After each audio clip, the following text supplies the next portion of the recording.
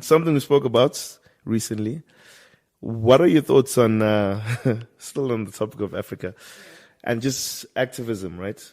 What are your thoughts on couch activists, as I like to call them, or tweet activists, you know? And a word you like to use is cute. It's cute to tweet.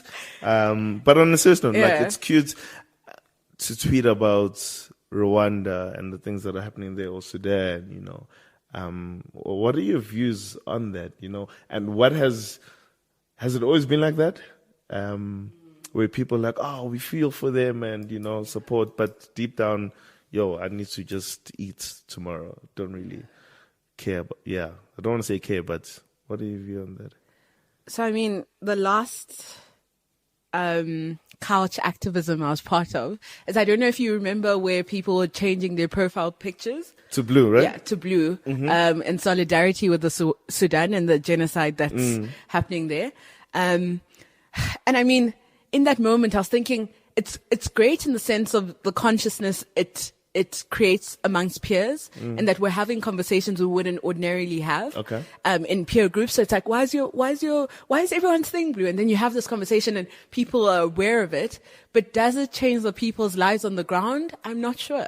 Do the right people who have the power to do like aid relief groups or different development agencies move because we've made our profile pictures blue? Yeah. I don't know. I think it's not harmful, and that's why I'm not anti-couch activism, because it's not doing any bad. If anything, it's sparking conversations amongst peers who wouldn't ordinarily have those conversations.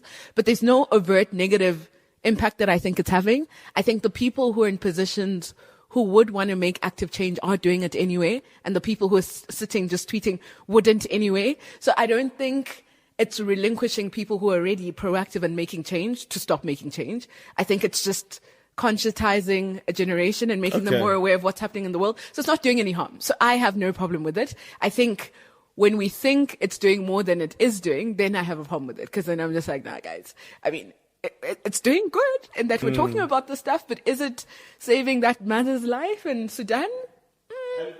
And you know what, I can appreciate that answer. I haven't really, hence why I'm here, to learn from you, you know. I haven't really thought about, I mean, the way you answered it that way, you know.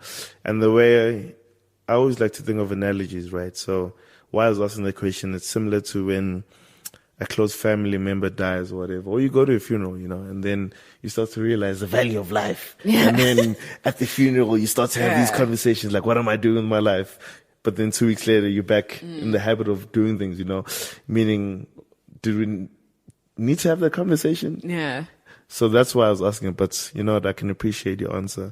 It's about just starting the conversation and then hopefully find someone to be a change agent within, you know, the conversations we have.